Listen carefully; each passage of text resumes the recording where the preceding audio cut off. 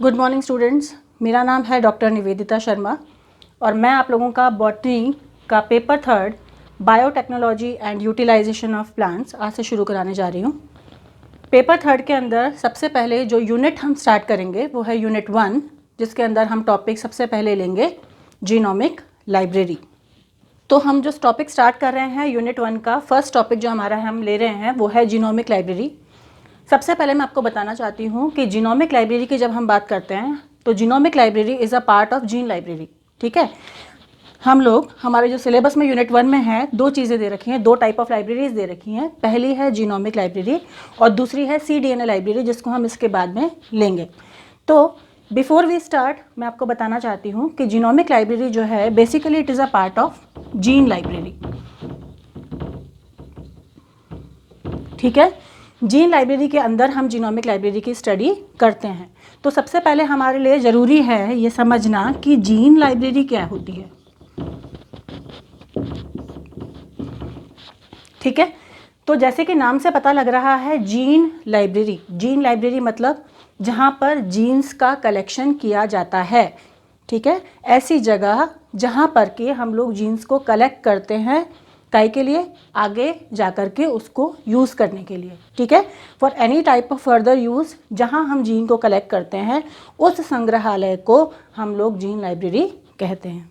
ठीक है, अब जीन लाइब्रेरी के अंदर मैंने जैसे कि आपको बताया कि हम दो हेडिंग्स के अंदर इसको पढ़ते हैं। पहली है आपकी जीनोमिक लाइब्रेरी और दूसरा हम इसके अंदर पढ़ेंगे cDNA लाइब्रेरी। तो cDNA लाइब्रेरी जैसे कि नाम से पता लग रहा है कॉम्प्लीमेंट्री DNA लाइब्रेरी को कहा जाता है cDNA लाइब्रेरी। ओके, हमारा फर्स्ट टॉपिक ऑफ कंसर्न रहेगा पहले जीनोमिक लाइब्रेरी। तो स्टूडेंट्स सबसे पहले हम लोग जो यूनिट 1 का टॉपिक स्टार्ट कर रहे हैं वो है जीनोमिक लाइब्रेरी। जीनोमिक लाइब्रेरी शुरू कराने से पहले मैं आप लोगों को थोड़ा सा बताना चाहती हूँ कि जीनोमिक लाइब्रेरी एक्चुअली पार्ट किस चीज़ का है। ठीक है, जब हम जीन लाइब्रेरी की बात करते हैं तो सबसे पहले हमें जो पता होना चाहिए कि genomic library is a part of basically gene library. ठीक है, जीन लाइब्रेरी का हिस्सा है genomic library. It is a form of gene library, type है उसका। ठीक है, तो पहले हमारे लिए जानना ज़रूरी है कि जीन लाइब्रेरी क्या होता है। तो जीन लाइब्रेरी जैसे कि नाम से पता लग रहा है लाइब्रेरी ऑफ जीन्स। ठीक है, लाइब्रेरी क्या होती है, बेसिकली वो जगह जहाँ पर हम अलग अलग टाइप की बुक्स को संभाल करके कलेक्ट करके एक जगह पर रखते हैं। ठीक है, उसी तरह से जीन लाइब्रेरी क्या होगी, ऐसा संग्रहालय, ऐसी जगह जहाँ पर कि हम जीन्स को संभाल करके कलेक्ट करके फॉर फर्दर यूज़फुल एक्टिविटीज़ हम उसको एक जगह पर रखते हैं। ठीक है, वो होगी हमारी जीन लाइब्रेरी।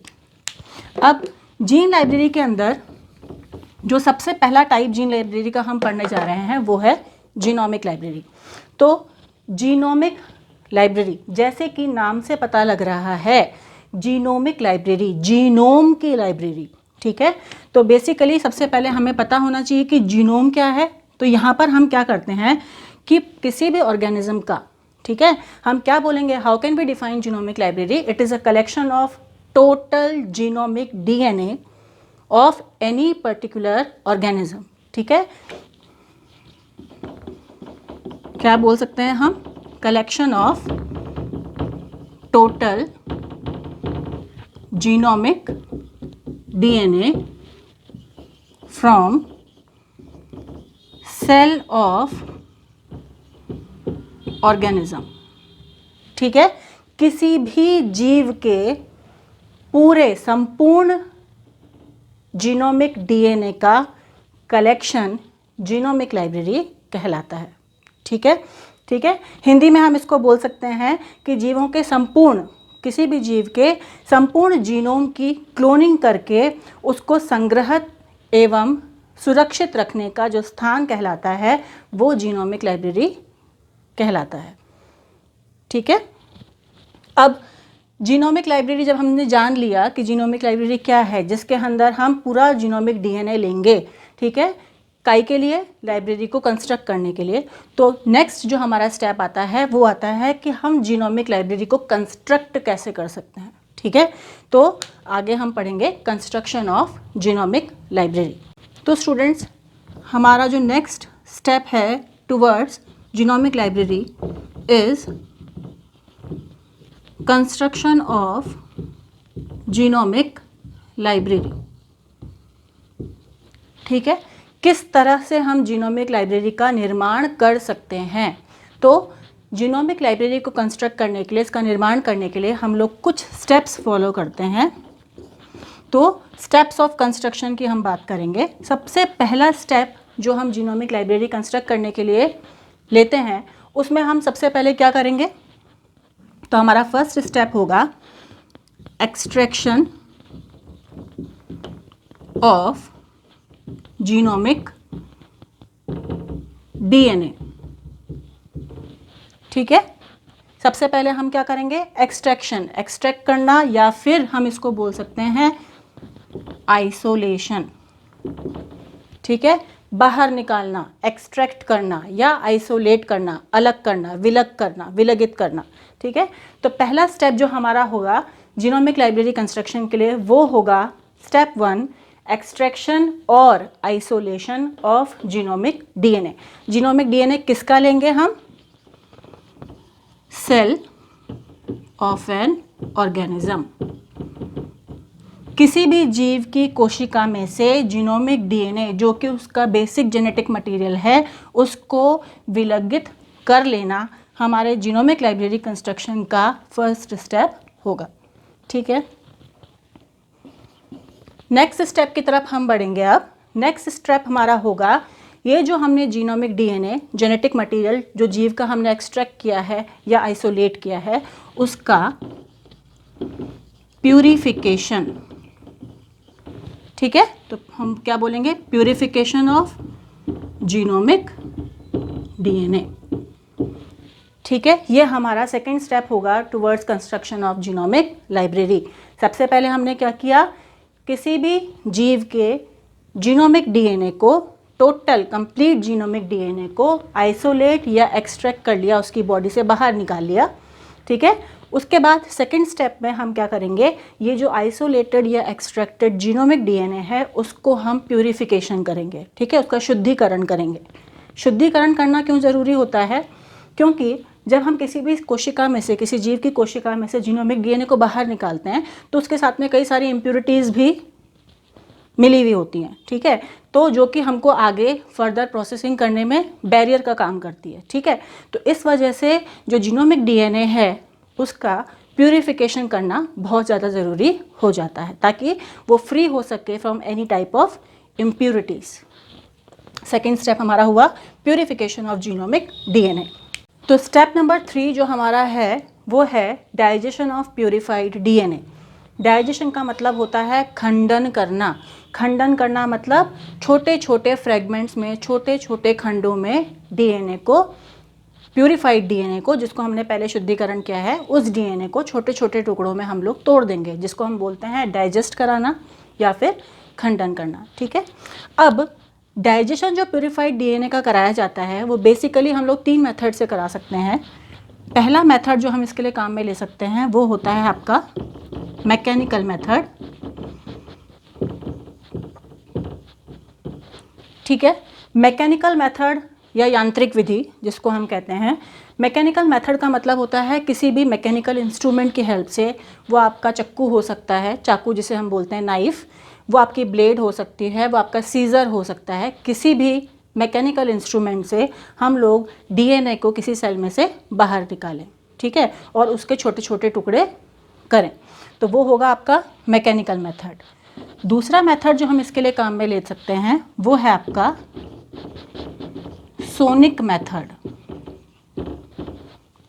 ठीक है, now what is sonic method. Sonic का मतलब होता है सोना। सोना मीन्स साउंड वेव्स। ठीक है, तो साउंड वेव्स को काम में लेकर के भी हम जो हमारा प्यूरिफाइड और आइसोलेटेड डीएनए है उसको हम छोटे छोटे फ्रेगमेंट्स में डाइजेस्ट करा सकते हैं या फिर खंडित करा सकते हैं।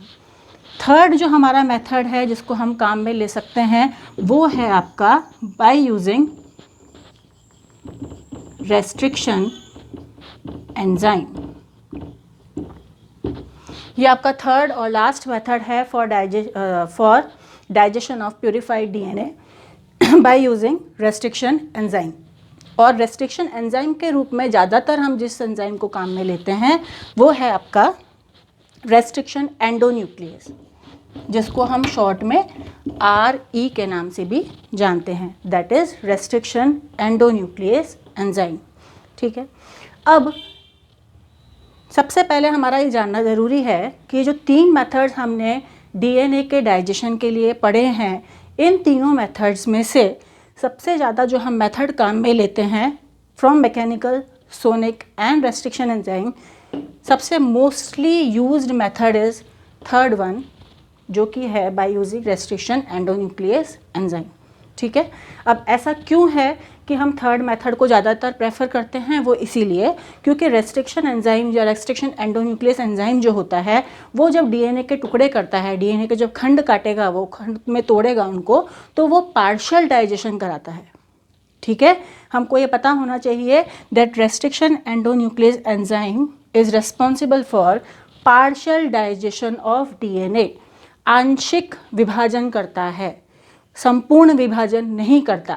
जबकि मैकेनिकल मेथड और सोनिक मेथड के द्वारा अगर हम डीएनए डाइजेस्ट कराते हैं तो उससे डीएनए का संपूर्ण डाइजेशन, कंप्लीट डाइजेशन हो जाता है। ठीक है, इस वजह से हम इन दोनों मेथड को ज़्यादातर यूज़ ना करके थर्ड वाला मेथड जो हमारा है, यानी कि use of restriction endonuclease enzyme, इसको अधिकतर काम में लेते हैं डीएनए को डाइजेस्ट कराने के लिए। नेक्स्ट स्टेप के अंदर हम लोग क्या करेंगे, जो पार्शियली डाइजेस्टेड डीएनए फ्रेगमेंट्स हमको मिले हैं रेस्ट्रिक्शन एंडोन्यूक्लियस एंजाइम से कट करने के बाद में, जो हमको पार्शियली डाइजेस्टेड डीएनए के खंड मिलते हैं, उनको हम या तो सेंट्रीफ्यूज कराएंगे या फिर हम उनकी इलेक्ट्रोफोरेसिस करवाते हैं। ठीक है, अब सेंट्रीफ्यूज और इलेक्ट्रोफोरेसिस आपको डिटेल में अभी जानना ज़रूरी नहीं है, यह हम बाद में नेक्स्ट टॉपिक में हमारा लेंगे, लेकिन आपको इतना जान लेना अभी फ़िलहाल काफ़ी होगा कि सेंट्रीफ्यूगेशन के द्वारा और इलेक्ट्रोफोरेसिस प्रोसेस के द्वारा हम लोग डीएनए के लगभग लमसम एक जैसे टुकड़े,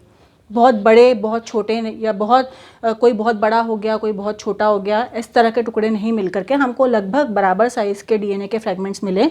इसके लिए हम जो पार्शियली डाइजेस्टेड हमारे जो डीएनए के फ्रेगमेंट्स हैं उनको सेंट्रीफ्यूगेशन या इलेक्ट्रोफोरेसिस करवाते हैं, ताकि हमको अप्रोप्रिएट साइज़ के लगभग बराबर साइज़ के डीएनए के फ्रेगमेंट्स प्राप्त हो सकें। नेक्स्ट स्टेप में हम क्या कराएंगे, क्लोनिंग। ठीक है, किसकी क्लोनिंग कराएंगे? Cloning of DNA fragments.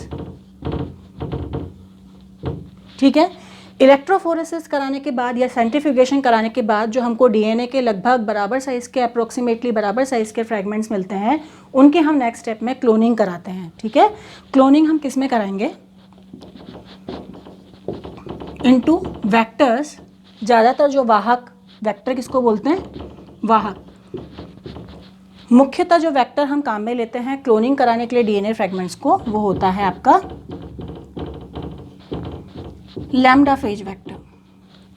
ठीक है, लैम्डा फेज वेक्टर को हम काम में लेंगे डीएनए फ्रेगमेंट्स की क्लोनिंग कराने के लिए बाय यूजिंग कौन से एंजाइम को काम में लेकर के कराएंगे? डीएनए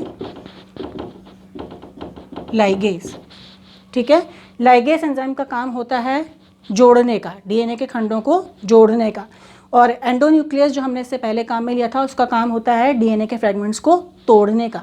तो डीएनए लाइगेज एंजाइम की हेल्प से हम लोग जो हमारे डीएनए के अप्रोक्सीमेटली बराबर साइज़ के डीएनए फ्रेगमेंट्स थे उनको हम किसी वेक्टर के अंदर क्लोन कराएंगे by using enzyme DNA ligase. ठीक है, इस प्रोसेस को हम एक टर्म के नाम से जानते हैं, दैट इज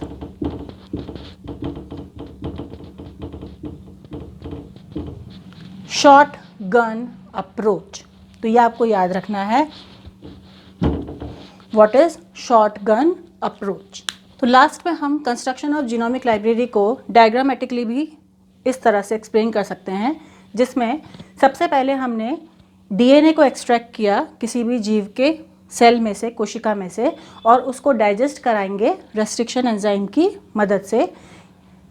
नेक्स्ट स्टेप में आप देखिए, जो डाइजेस्टेड हमारे रेस्ट्रिक्शन एंजाइम से डाइजेस्ट करवाए हुए जो डीएनए के खंड है या डीएनए के जो फ्रेगमेंट्स हैं, उनको हम क्लोनिंग वेक्टर्स के अंदर किसी भी तरह के वेक्टर के अंदर जिसके अंदर हमको क्लोन कराना है, वो बैक्टीरियोफेज हो सकता है, वो आपका प्लाज्मिड हो सकता है, वो कॉस्मिड हो सकता है, वो लैम्डा फेज वेक्टर हो सकता है। जो भी हमें सूटेबल वेक्टर मिलेगा जिसके साइज़ का फ्रेगमेंट हमने लिया है, उस वेक्टर के अंदर हम डीएनए फ्रेगमेंट को इंसर्ट कराएंगे और उन इंसर्टेड डीएनए फ्रेगमेंट्स में को लेकर के, क्लोनिंग वेक्टर्स को काम में लेकर के, हम बैक्टीरियल जो सेल है, हमारा कोशिका है बैक्टीरिया की, उसको ट्रांसफॉर्म कर देते हैं वेक्टर्स के थ्रू, जिससे कि हमको न्यूली ट्रांसफॉर्म्ड बैक्टीरियल डीएनए प्राप्त हो सके।